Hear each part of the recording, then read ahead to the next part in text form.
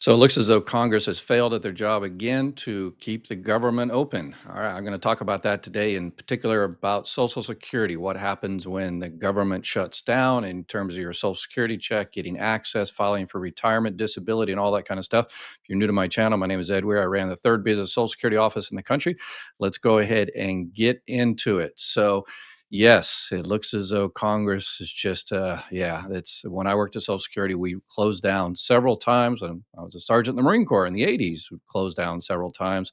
Obviously, the Marine Corps doesn't shut down, but for the most part, neither does Social Security Administration. So, because the Social Security Administration is considered essential services, essential employees, because you need your checks, you need to file for retirement or disability or survivor benefits or whatever the case may be, they will be open during a shutdown. Every shutdown that we've had up until now, they will be open. However, there will be limited services. You can't get a new Social Security card or a work history if you're looking for a background check or something like that.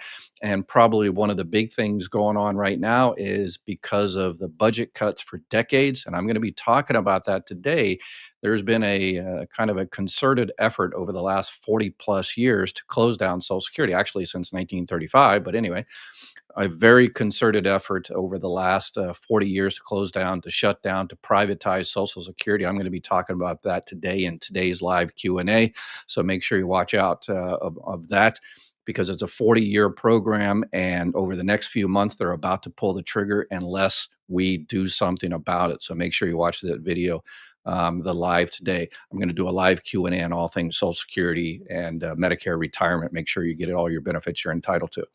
But in terms of Social Security closing down, it'll be open for most things, but because of this low staffing attempt by some politicians as part of their attempt to close down, to privatize Social Security, they make the customer service as worst as they possibly can. So you will just completely be fed up and say, you know what, forget it, just give it to Wall Street, privatize it. That's that's the objective. That's the goal. They've been working on that for decades, and they're succeeding very well, because right now you have to have essentially an appointment. Social Security, like the best five-star restaurant in your town, you have to have a reservation for the 99% of the stuff you're going in there.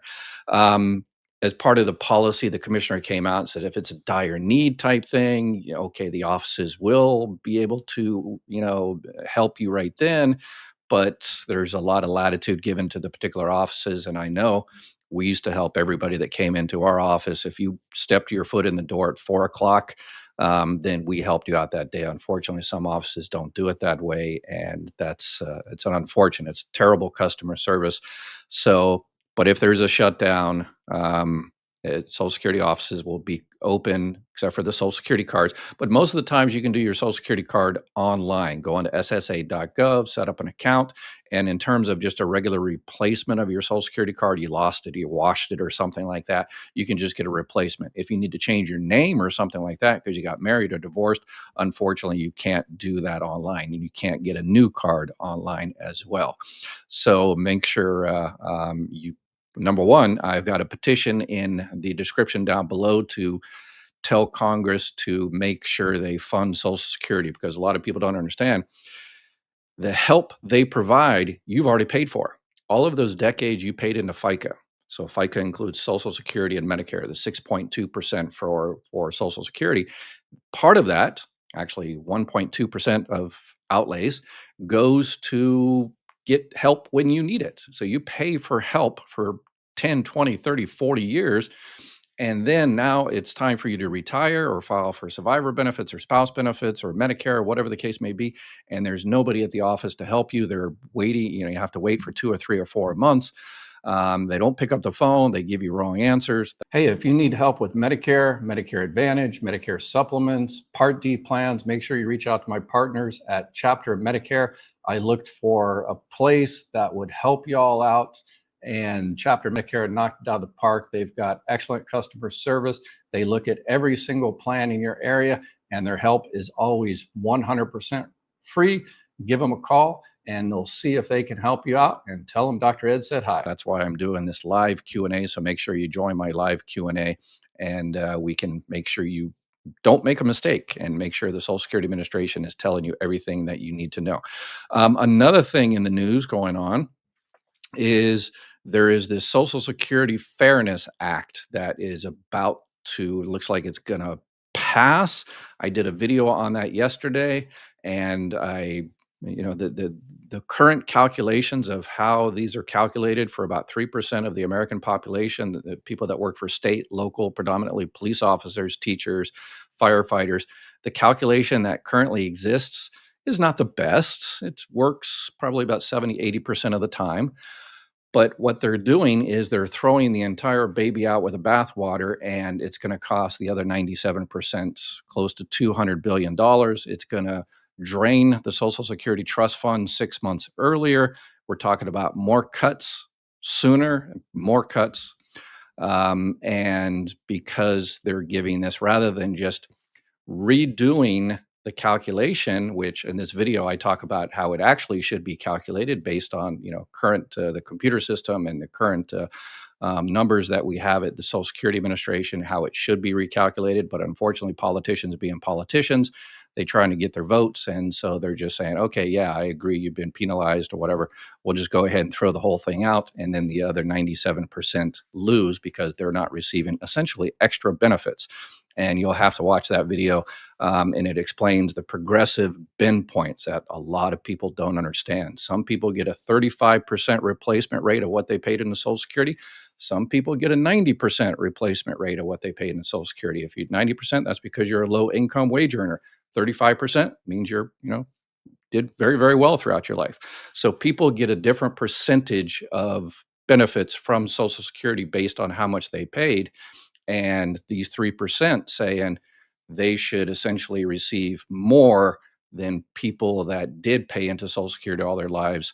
And and it sounds like a few politicians out there disagree.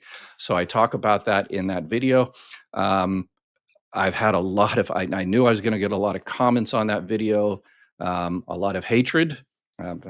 Old Marine Corps sergeant, so personal attacks don't usually work. But that's all it's been. It's personal attacks. Ed, you're an idiot. Ed, you're a liar. It's like talking to my wife. But I respond, what part of the progressive bend point calculations do you think is unfair? That don't you agree with? And so far, no response. But the issue is people have been told that the windfall elimination provision and the government pension offset, these two things that they're about to sunset, is unfair, and they're being penalized for being, teachers and firefighters, even though the other 97% aren't. But these 3% believe they're being penalized, and they've been told that for decades and decades and decades. And when some, schmuck like me comes in and makes a video that says, well, actually, here's how their calculations are done, I'm trying to overcome decades and decades and decades of thoughts in their, that they've been told. So obviously, I'm not going to be successful in most cases. But the other 97% pretty much agree. Yes, they shouldn't get a larger portion replacement rate than anybody else, than any other 97% of cops, teachers, and firefighters that paid into the system. Why should they only receive, let's say, 50%, and this small group receives, 80% or 90%? That's what's unfair, and that's what should be checked and reviewed and recalculated based on a new windfall elimination provision and government pension offset rather than just throwing the whole thing out. So there's my 2 cents. Make sure you join my live Q&A. I'm going to be doing this as a new series. I'm going to do on live updates, news, and everything that's important to y'all. Take care. Have a beautiful day. And we'll see you during the live.